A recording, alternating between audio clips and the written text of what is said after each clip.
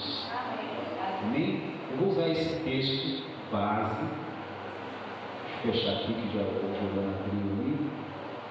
Vou usar esse texto para falar nessa noite sobre Cristo nos resgatou da maldição da lei, fazendo-se maldição em nosso lugar. Diga: Cristo nos resgatou da maldição da lei, fazendo-se maldição em nosso lugar.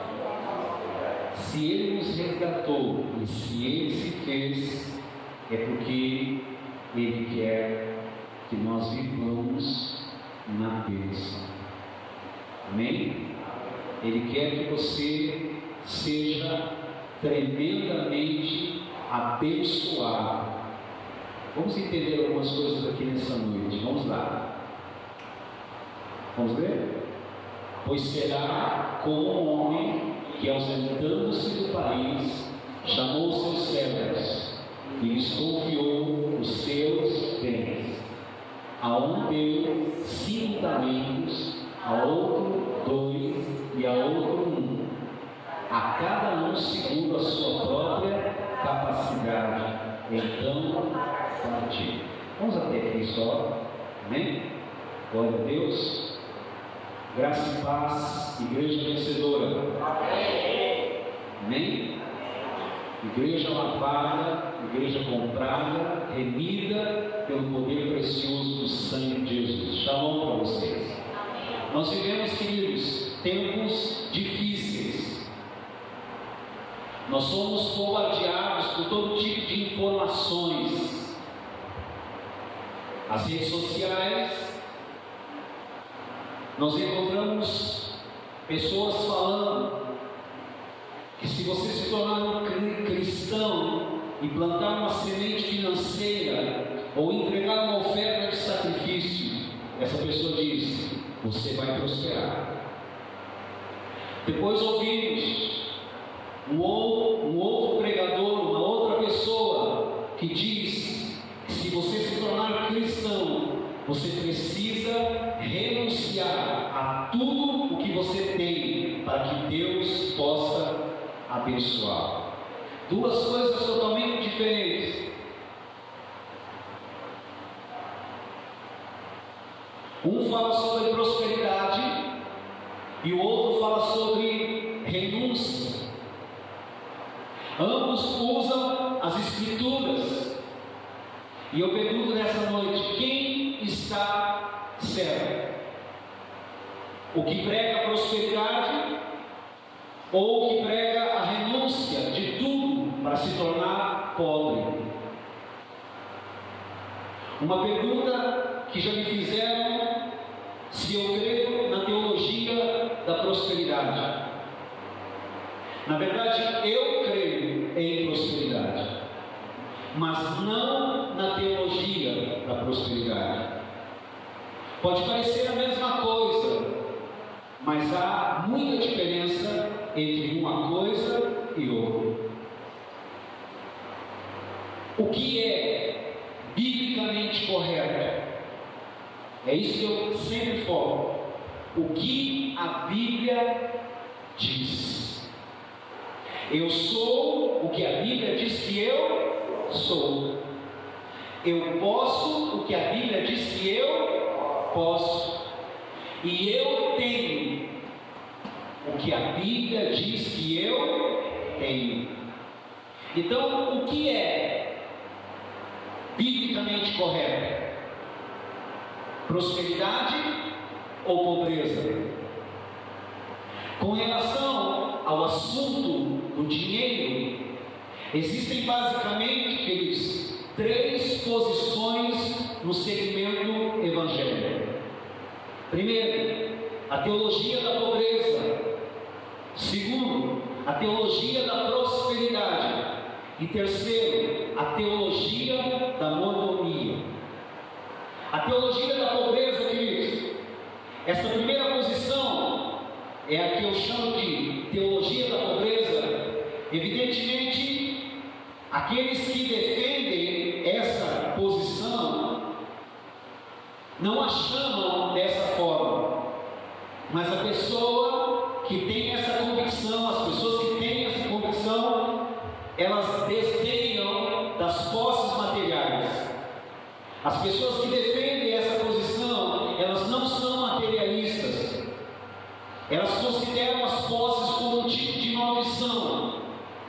O seu texto favorito, o texto favorito dessas pessoas na palavra de Deus é Lucas, capítulo 18, verso 22, onde o Senhor mandou o jovem rico vender tudo que tinha e dar aos pobres.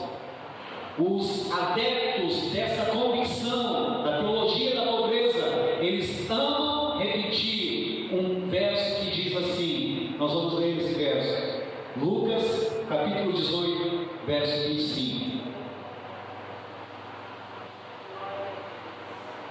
Vamos ler juntos? Eles amam esse texto. Vamos lá.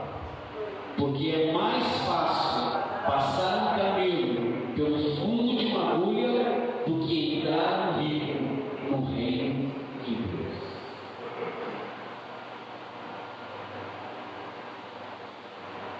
Diga comigo, aquilo que eu creio é aquilo que eu falo. Os adeptos dessa convicção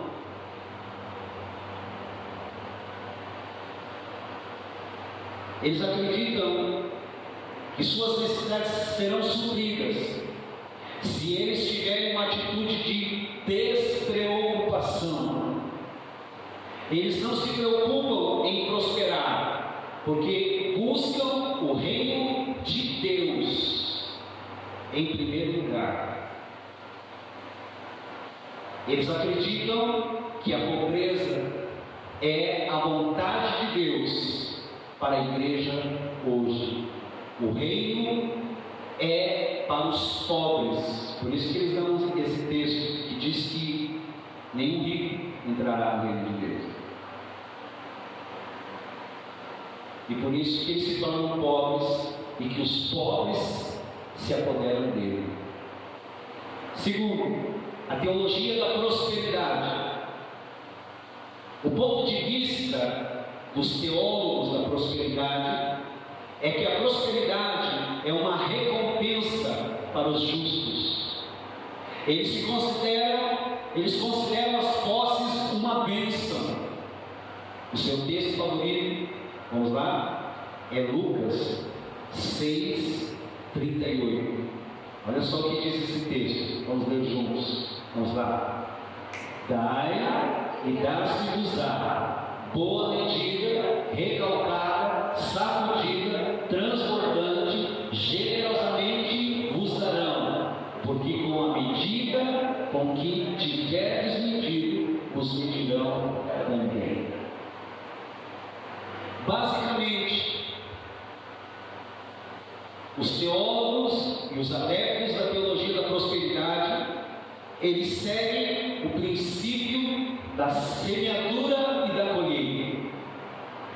Devemos semear e Deus nos suprirá em abundância.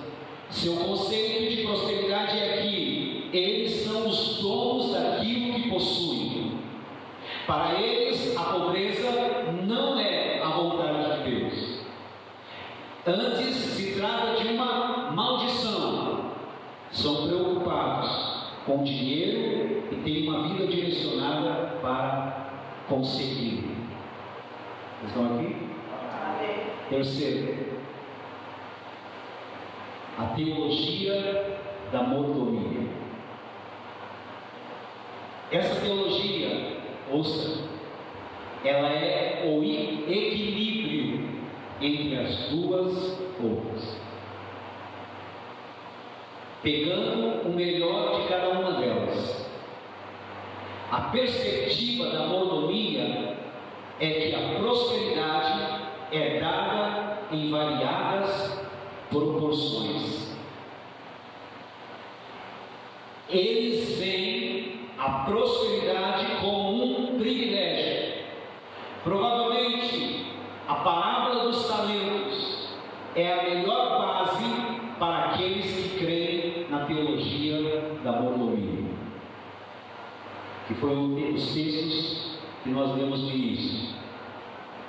Para eles, o ponto central não é o que renunciamos e nem o que recebemos, mas o que temos recebido.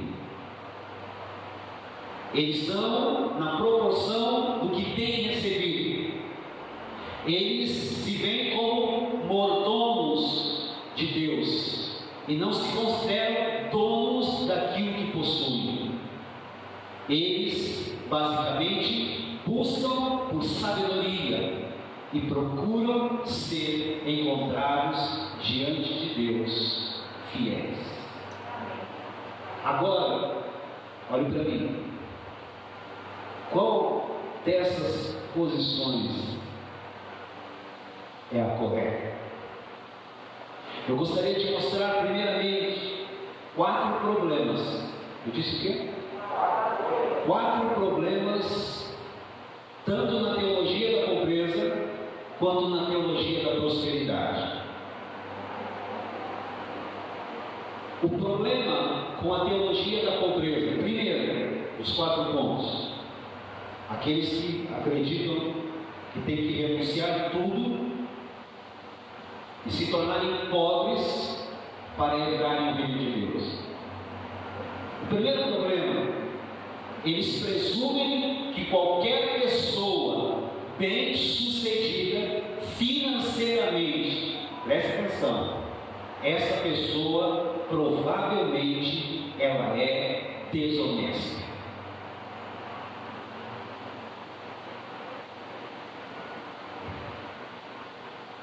Na verdade, quando elas veem um irmão mais abastado,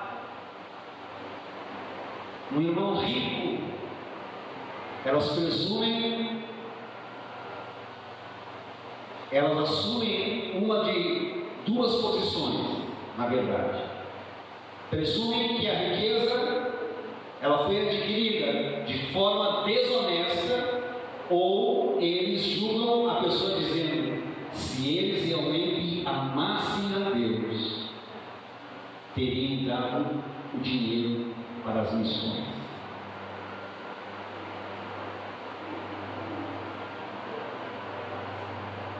Provérbios, vamos ler juntos esse texto. Provérbios 22:2 diz: na verdade, esses irmãos, eles precisam ler esse texto, preste atenção. Provérbios 22 diz: vamos ver? O rico e o pobre se encontram, a um e a outro faz o Senhor. Amém? Eles procuram sempre fazer com que as pessoas bem-sucedidas, abençoadas, abastadas, se sintam oprimidas, culpadas pela sua prosperidade. Para tais pessoas, o dinheiro nunca poderia ser usado para o prazer e conforto pessoal. O segundo erro, o segundo problema, eles exageram na questão da obra sacrificial. Essas pessoas normalmente fazem grandes sacrifícios ministeriais e costumam dizer: Deus me ama porque eu renunciei a tudo. Elas pensam que quanto mais renunciarem, mais espirituais elas se tornarão. Mas a vontade é que Deus não nos ama mais pelo quanto renunciamos ou pelo quanto sacrificamos algo, nem tampouco nos tornamos mais espirituais porque somos pobres. As pessoas se tornam bastante arrogantes na sua espiritualidade, colocando-se como padrão para os demais. O terceiro problema é que elas são extremamente ingênuas Comumente, quem segue a teologia da pobreza são missionários. As pessoas são ingênuas, porque não percebem que se todos renunciarem a tudo, não haveria ninguém próspero, abençoado, abastado para sustentá-los no campo missionário. Sempre vai existir pessoas prósperas para sustentar missionários.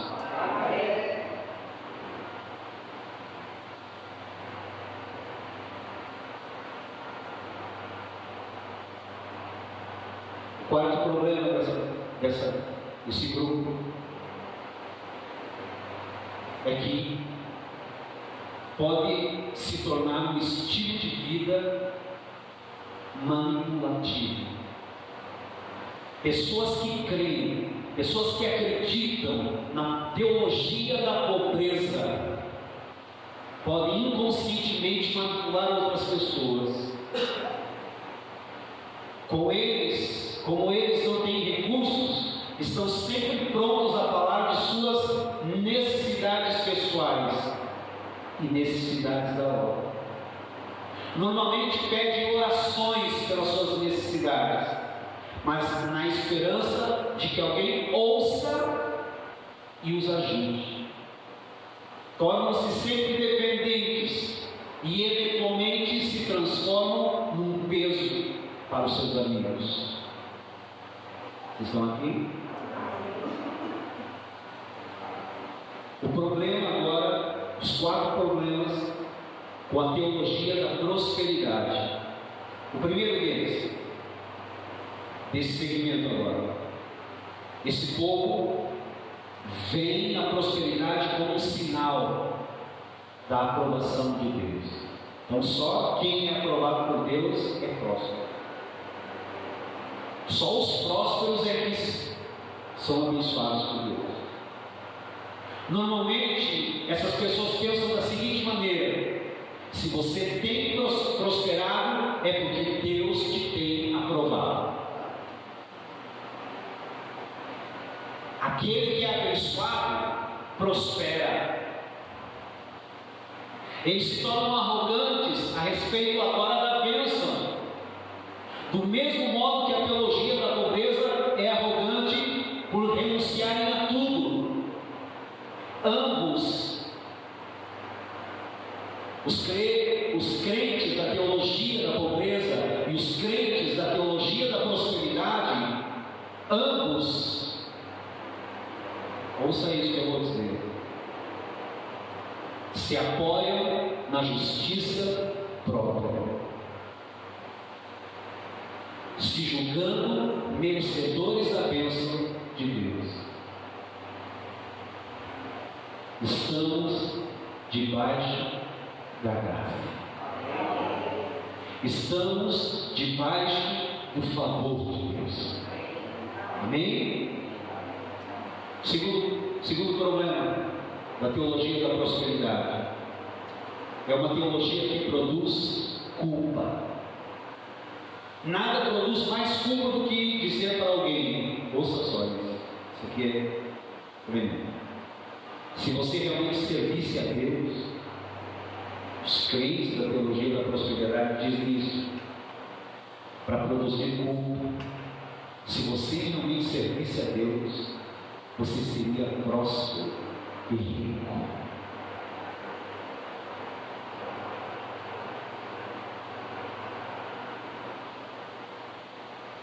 Alguém então, passando por uma luta financeira, pode concluir que não serve a Deus, ou não está debaixo da bênção de Deus.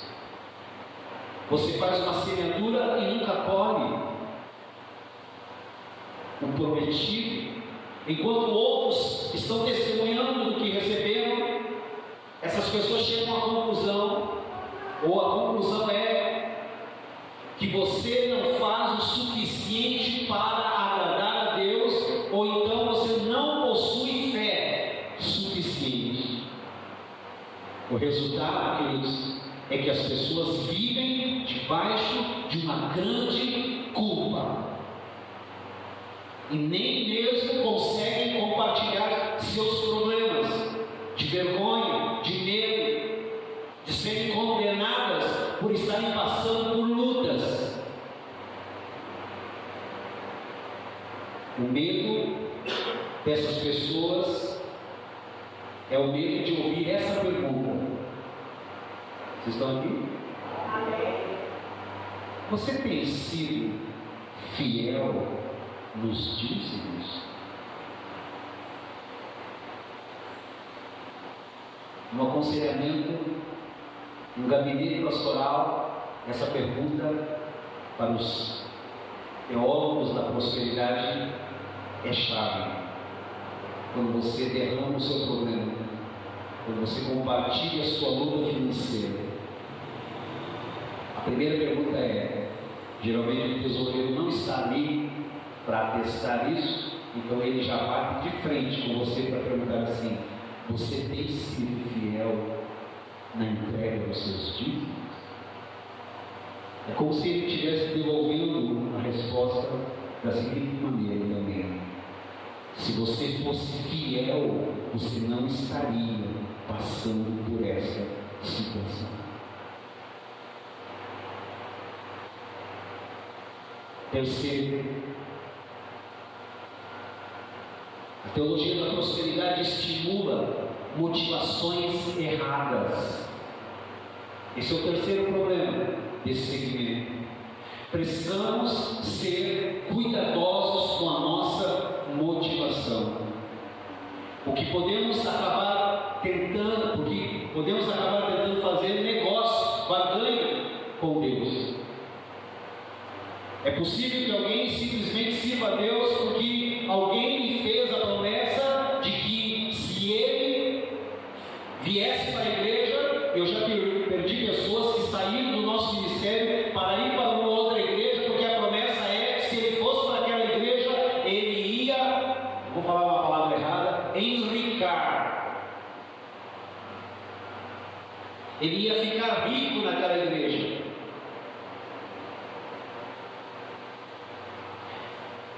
Já estão identificando igrejas da teologia da prosperidade na nossa cidade, na televisão. Venha. Motivações erradas são estimuladas por essa teologia.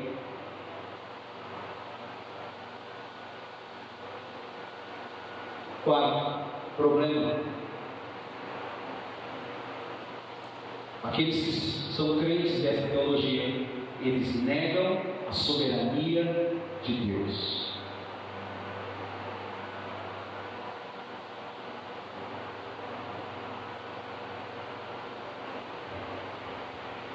Eles pensam que depois de algum tipo de transação com Deus, de algum sacrifício,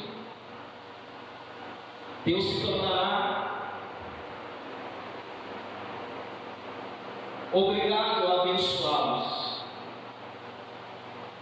porque Deus agora se torna devedor dessas pessoas.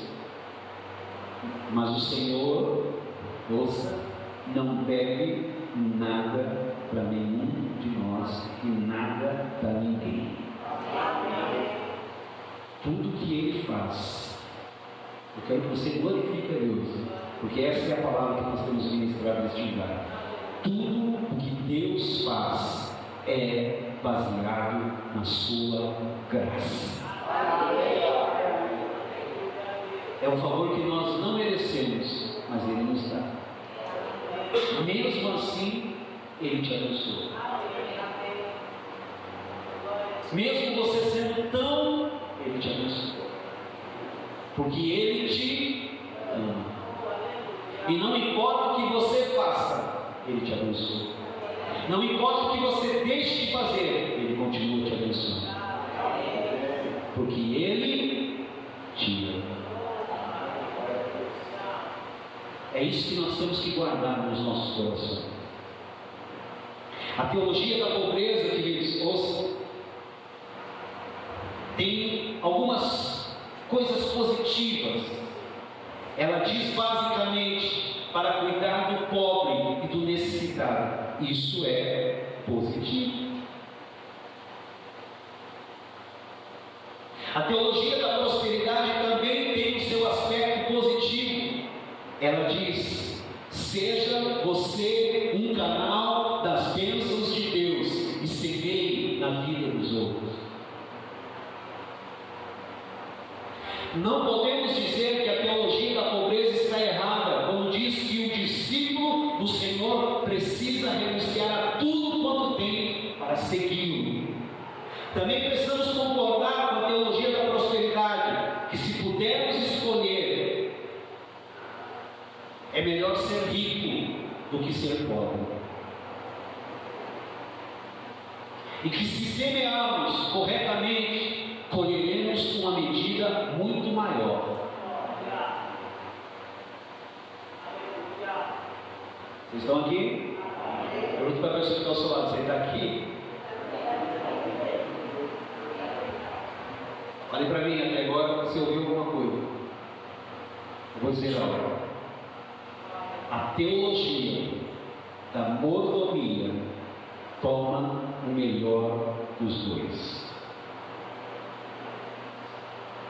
A teologia da mordomia não pergunta o que renunciamos, nem pergunta o que recebemos. Ela simplesmente pergunta o que temos feito com o que recebemos de Deus. Aquele que é mordomo sabe que precisa administrar corretamente o que tem recebido e sabe que o Senhor pode requerer dele 10% ou tudo.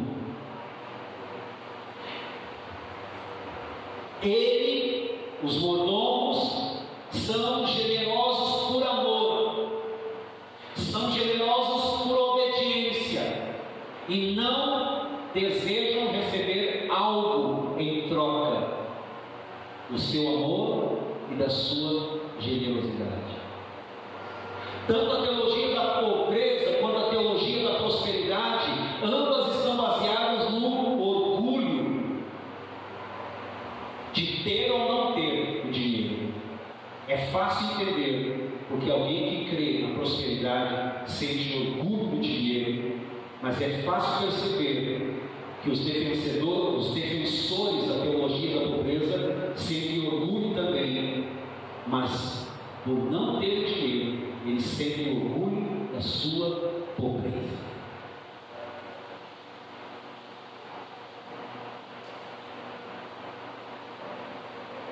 Vocês vão gostar do que eu vou dizer agora.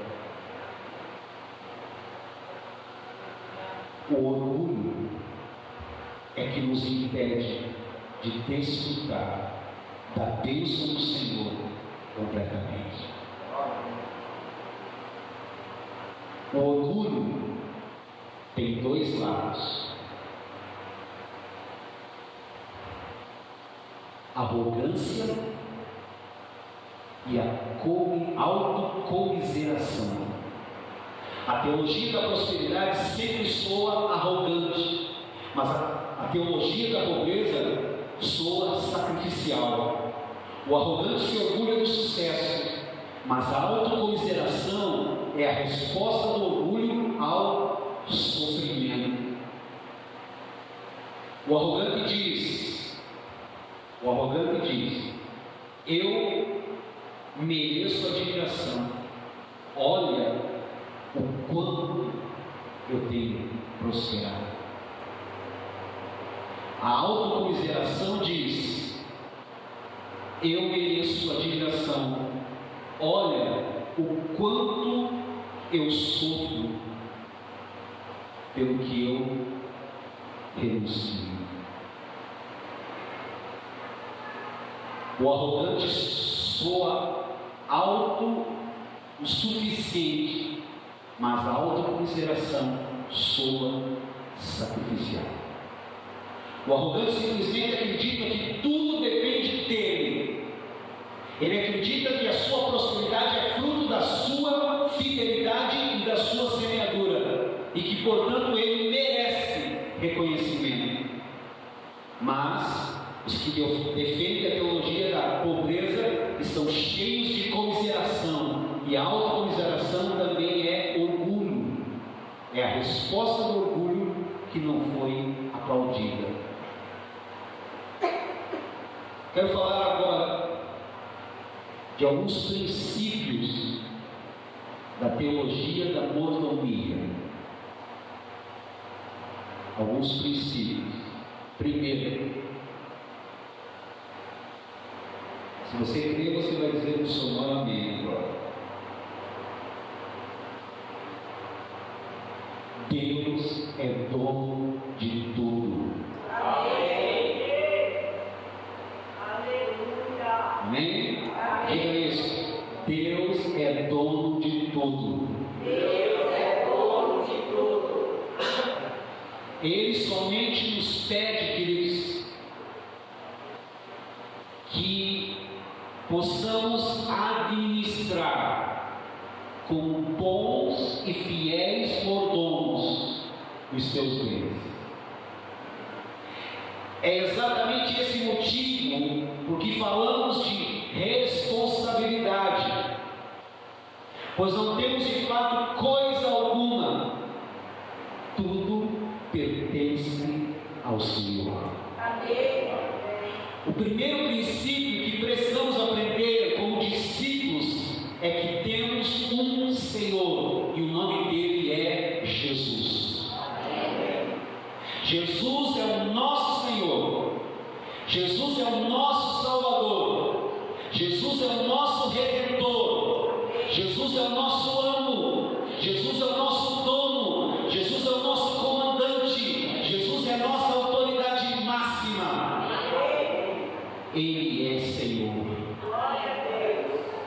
Esse é o primeiro princípio que precisamos aprender como discípulos. Essa questão financeira, na questão financeira, isso é absolutamente vital. Sem submissão nunca prosperaremos. A Bíblia afirma, nós vamos ler esse texto, categoricamente, que Deus é dono de tudo. A palavra de Deus diz isso. Vamos abrir o Salmo 24, versículo 1. Aí vamos começar a entender por revelação agora, em nome de Jesus, todas as coisas. Vamos lá. Ao Senhor pertence a terra e tudo no grego ou no hebraico é tudo. Amém? Ao Senhor pertence a terra e tudo o que nela se contém, o mundo e os que nele habitam. Tudo pertence ao Senhor. Amém, amado? A Bíblia revela até mesmo os itens específicos possuídos por Deus. Vamos lá, Levíticos capítulo 25, versículo 23. Vamos lá? Também a terra não se venderá em perpetuidade, porque a terra é minha, pois vós sois para mim estrangeiros e peregrinos. Imagine que você tem uma escritura de posse de uma fazenda, mas a verdade, quem é o dono dessa terra? Quem é o dono? Deus. Em Ageu, capítulo 2, versículo 8, o Senhor diz: minha é a prata, meu é o ouro, diz o Senhor dos Exércitos. Aleluia. Deus é o dono dos minerais que estão na terra. Salmo 50, versículo 10. Olha só.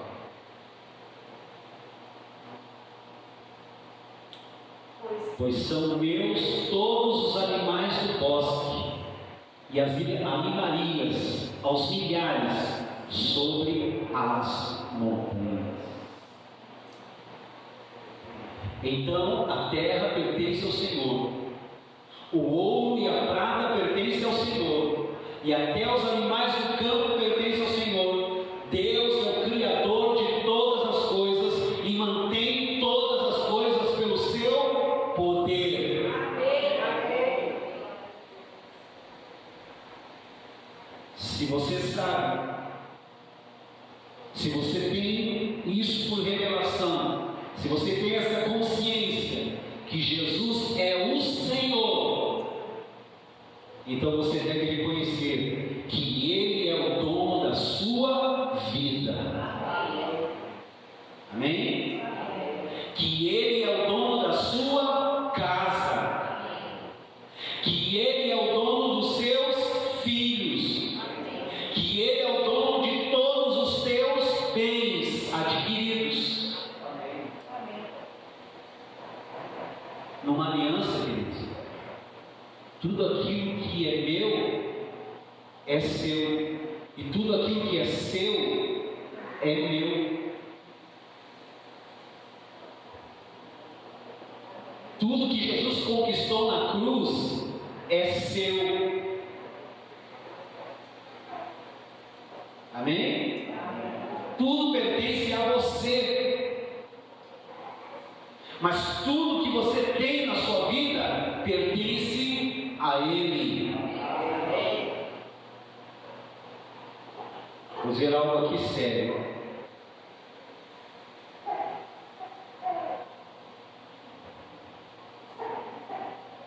Por que pertence a Ele?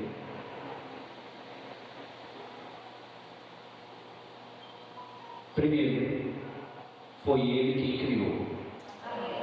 Segundo, porque Ele, depois de ter criado, ainda comprou de volta pela redenção. E terceiro, como se não bastasse tudo isso, é dele, porque você entregou sua vida um dia para Ele.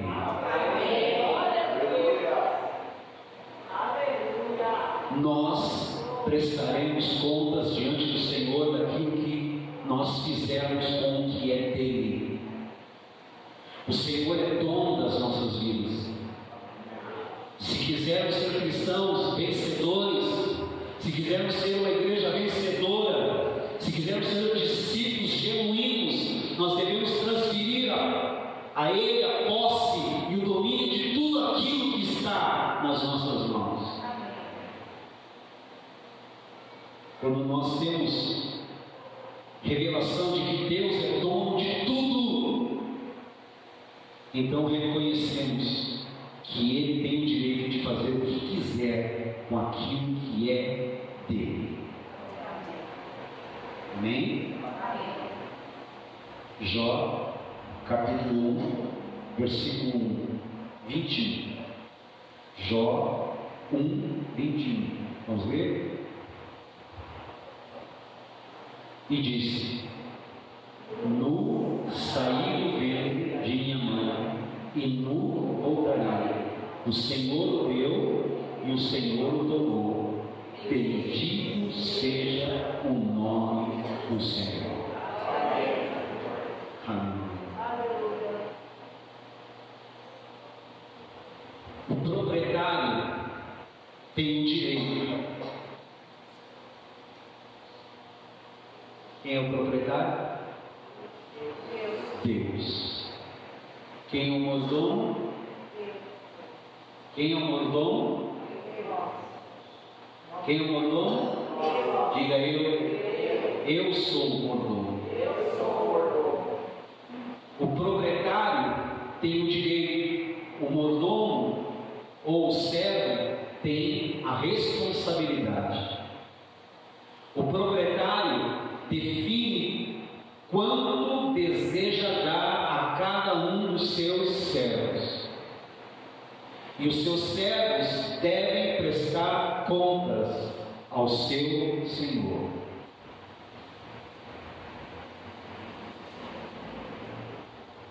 O texto que nós lemos diz: a um ele deu o quê? 5. A outro ele deu 2. E a outro ele deu 1. A pergunta é: por que ele não deu o mesmo tanto para todos?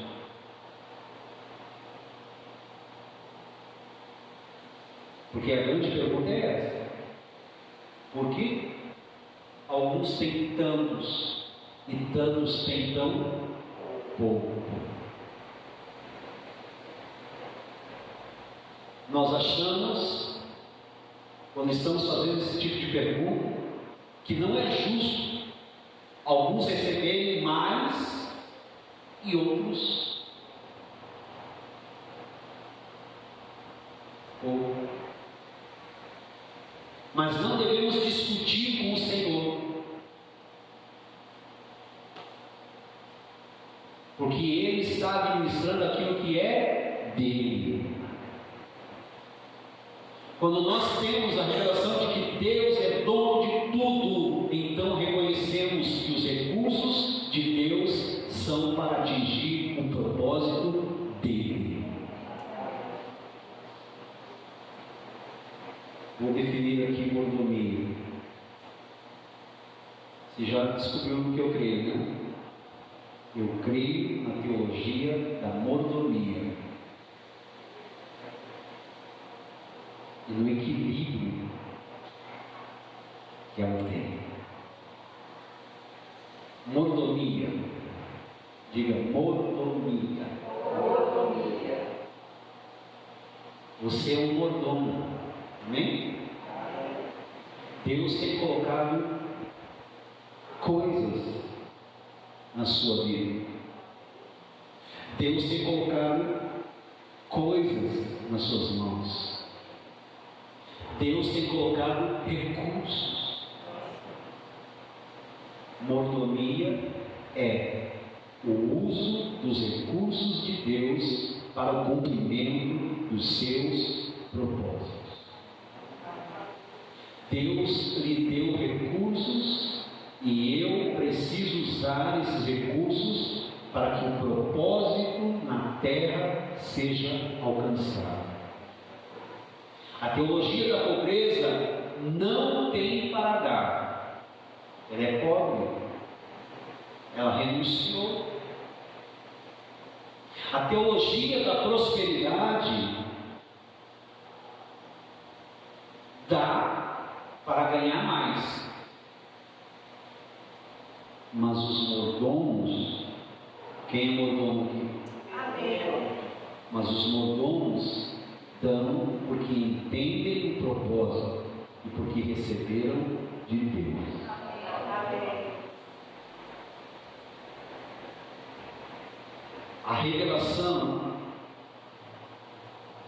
de que Deus possui todos os nossos bens, de que Deus é dono das nossas vidas, de que a minha vida pertence ao Senhor e de que Deus é dono da minha casa, Deus é dono dos meus filhos, Deus é dono da minha família, Deus é dono de tudo aquilo que eu tenho na minha vida.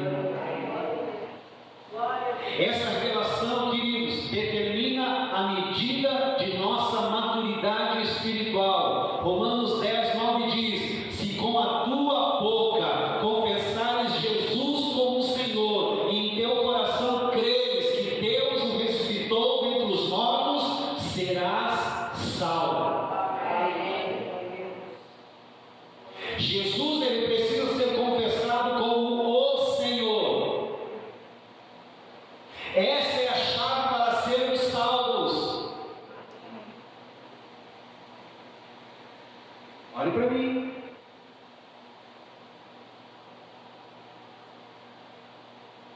Nos dias de Jesus, se você chamasse alguém de Senhor, isso significava que aquele homem era seu dono e que você era escravo daquele homem. E a pergunta é: será que um escravo possui alguma coisa? Claro que não. Então, pegue a sua carteira. Pegue a sua carteira. Pegue agora. Aguardou lá no cartão? Faz uma menção ali, simbólica, de que você está abrindo o seu bolso da calça agora, atrás, e tirando a sua carteira.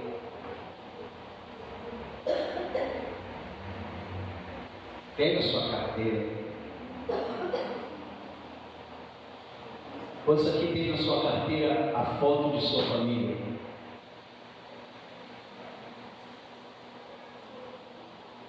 Da sua esposa, seu filho, a sua filha? Pegue a sua carteira, fotos de sua família, e explique que eles pertencem a Deus e não a você.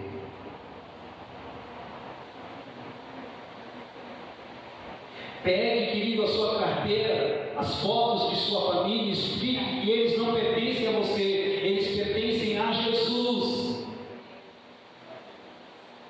E porque eles pertencem a Jesus, Ele vai cobrar pela maneira como você trata cada um deles.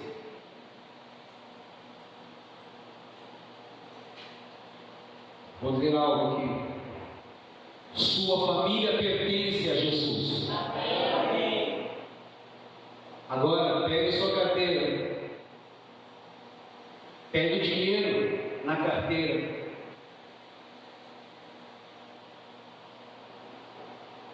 E explique que nada disso lhe pertence. Essas notas de 100 não te pertencem. Essas notas de 50, de 20, de 10, de 5, essas moedas não te pertencem.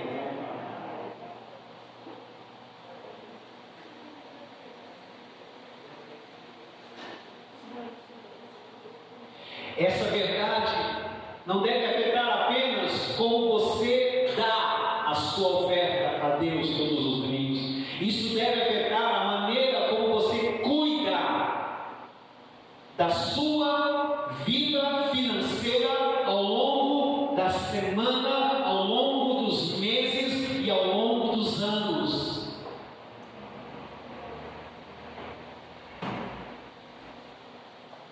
Olhe para mim. Uma vez que a sua vida financeira não lhe pertence, que a sua vida financeira pertence a Jesus, porque Jesus é o teu Senhor, você deveria analisar tudo o que for comprar a partir de amanhã. Você deve analisar tudo que você vai alugar, arrendar, perguntando: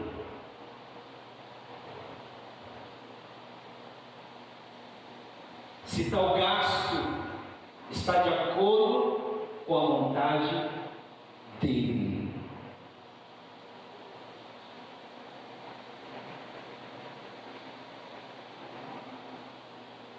É essencial para nós cristãos perceber que as nossas posses pertencem a Deus.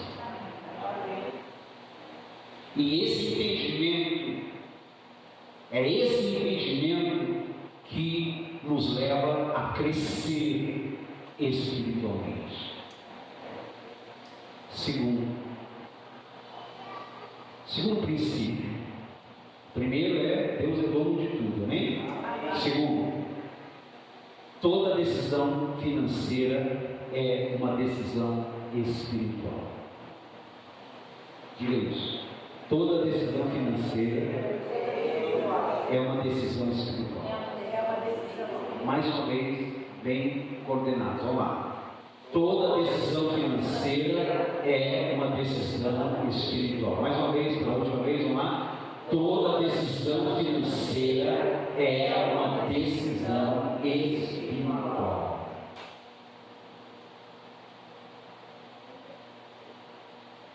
Alguns imaginam que são submissos ao Senhor porque dão o dízimo. Evidentemente, devolver o dízimo é importante, mas não produz completa submissão a Deus. O que fazemos com os 10% é importante, mas também é importante saber o que fazemos com os 90% restantes.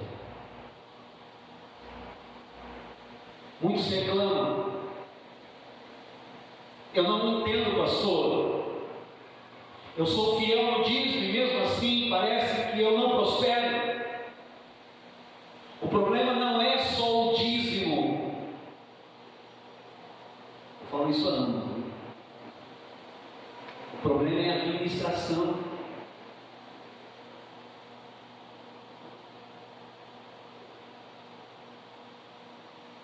O problema não é só o dízimo, mas é o que você faz com os outros 90% do que você ganha.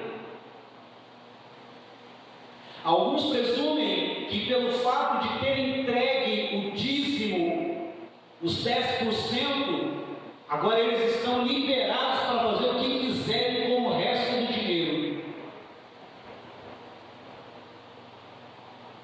A verdade, porém, é que não é só o dízimo que pertence a Deus.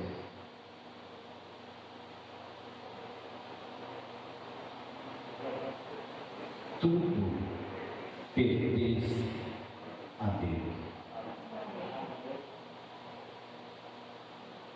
Estão me entendendo, irmão? Amém.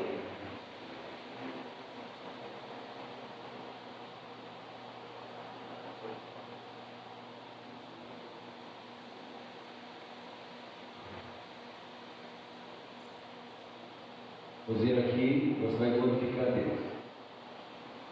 Todo o teu salário pertence ao Senhor. Amém. Se você tem uma casa, sua casa é do Senhor. Amém. Se você tem um carro, 2 carros, uma moto, tudo pertence ao Senhor.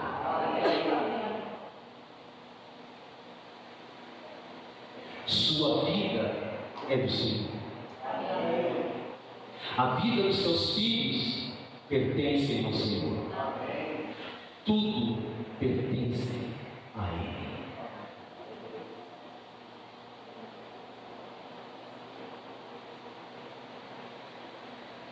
Já dei o dízimo, agora estou em paz.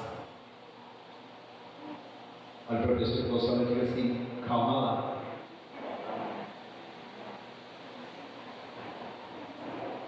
Os outros 90% também precisam ser gastos debaixo da direção de Deus.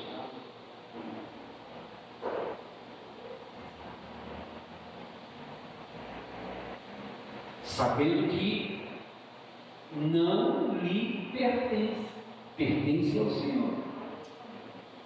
Você precisa depender de Deus, orar, pedir direção, sabedoria em seus passos, em seus projetos, em seus planos de compra, de gasto.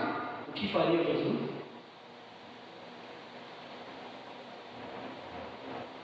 Será que Jesus trocaria de celular?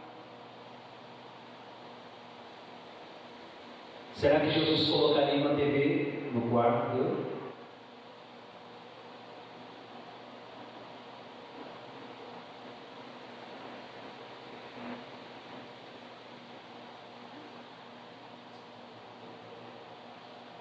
Agora uma pergunta: por quê? Eu disse o quê? Pergunta: por que muitos estão atolados em dívidas?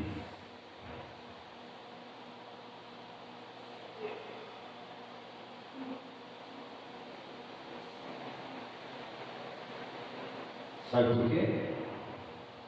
Porque acham que podem gastar os outros 90% com bem entender, sem orar e sem saber a vontade de Deus.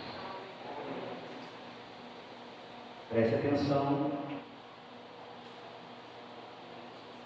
Defina a teologia da qual você é adepto. Porque se você disser, eu faço o que eu bem entender, você não faz parte da teologia da mordomia.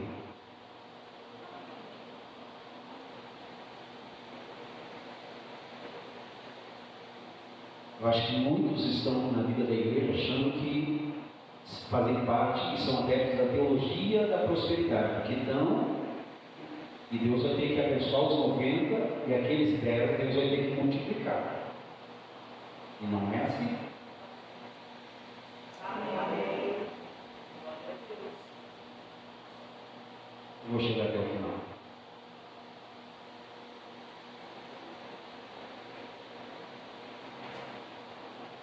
Aí vem uma pergunta, né?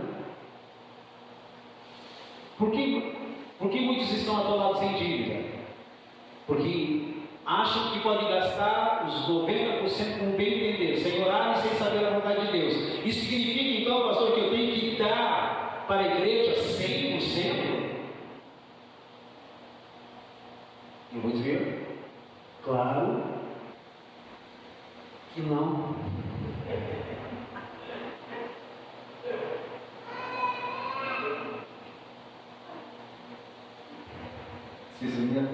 Testemunhas.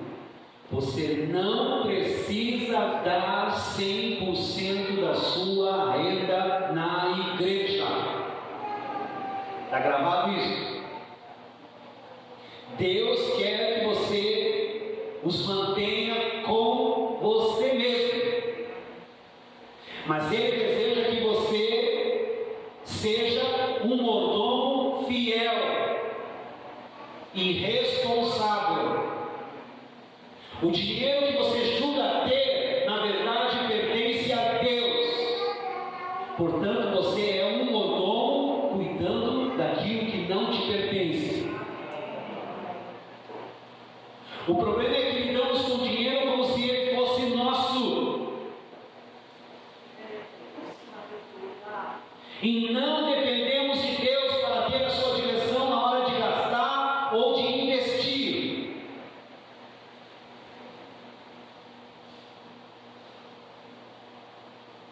Olha o que eu vou dizer agora.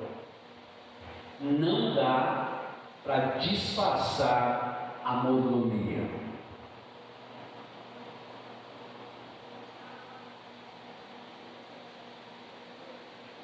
Nosso talão de cheque revela o que realmente cremos sobre mordomia, ou nosso cartão de crédito. Um crente pode fingir orar, um crente pode fingir ler a Bíblia, um crente pode fingir em seus relacionamentos e tudo mais, mas tem uma coisa que não dá para disfarçar: nossa generosidade. Não dá. Talvez por isso muitos são sigilosos na entrega do seu envelope, nem valor colocam. A maneira como nós lidamos com o dinheiro determina se somos ou não vencedores. No verso 20 da parábola dos servos, temos que a recompensa pelo que os servos fizeram, foi uma posição de vencedores no reino. Se formos fiéis nas riquezas terrenas, ganharemos as riquezas celestiais. Dinheiro e bens são ferramentas eficientes que Deus usa em nossas vidas para nos corrigir e ensinar. Vamos aprender? Deus procura ter a nossa atenção. Isso normalmente acontece quando temos uma crise financeira, um desequilíbrio nas finanças.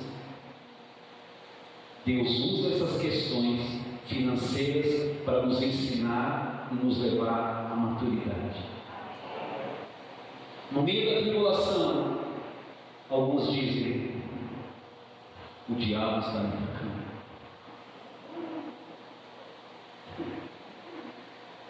Coitado do diabo. Outros dizem: abri uma brecha espiritual na minha vida. Os mordomos, quantos mordomos estão aqui? Os mordomos perguntam, no meio da crise, porque os mordomos passam por crise também.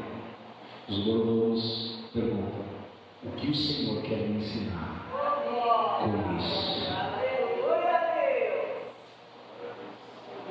Que lição eu preciso aprender? O Senhor quer que eu aprenda com essa situação. O dinheiro e os bens são bons testes espirituais.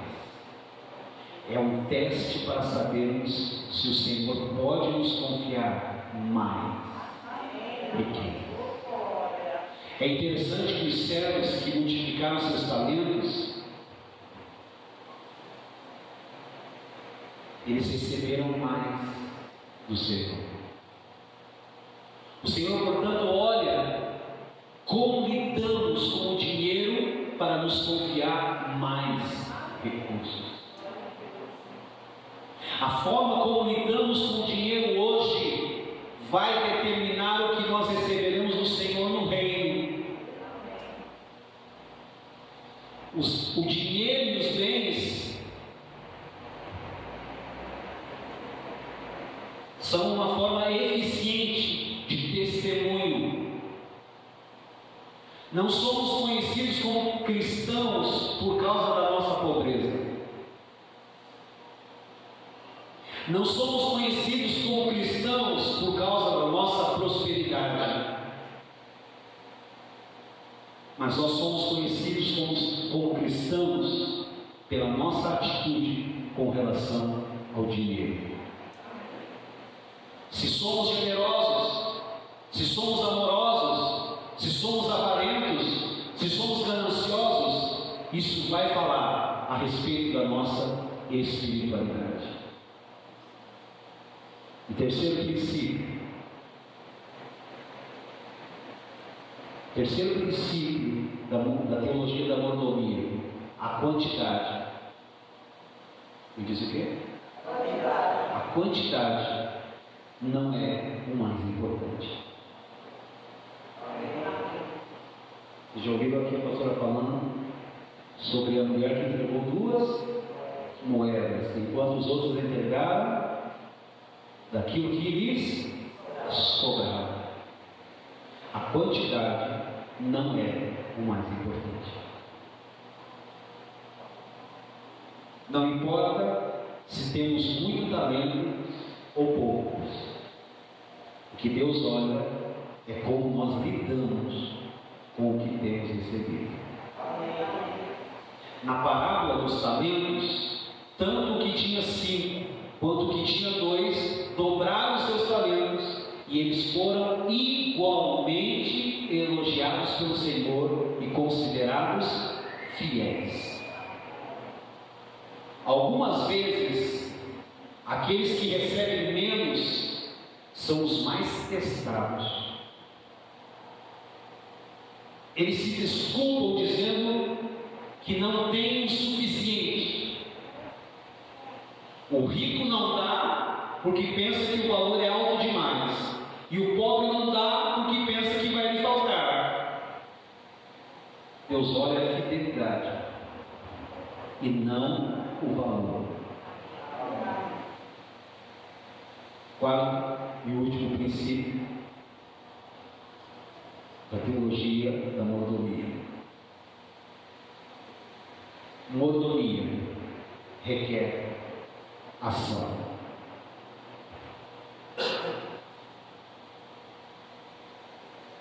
Algumas pessoas costumam dizer: mordomia é mais que dinheiro. Eu oferto quando dou o meu tempo e o meu talento.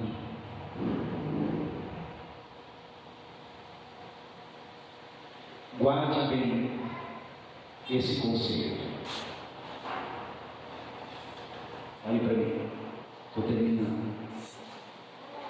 Mordomia é mais do que o dinheiro, mas nunca menos. Servir a Deus implica mais do que dar o dinheiro, mas nunca menos. Servir a Deus implica em muitas coisas, mas nunca menos do que ofertar. Quem disse que serve a Deus e não dá, não oferta, está na verdade se enganando. Amém, queridos? Por isso, nós temos falado aqui: nunca se apresente diante de Deus de mãos vazias.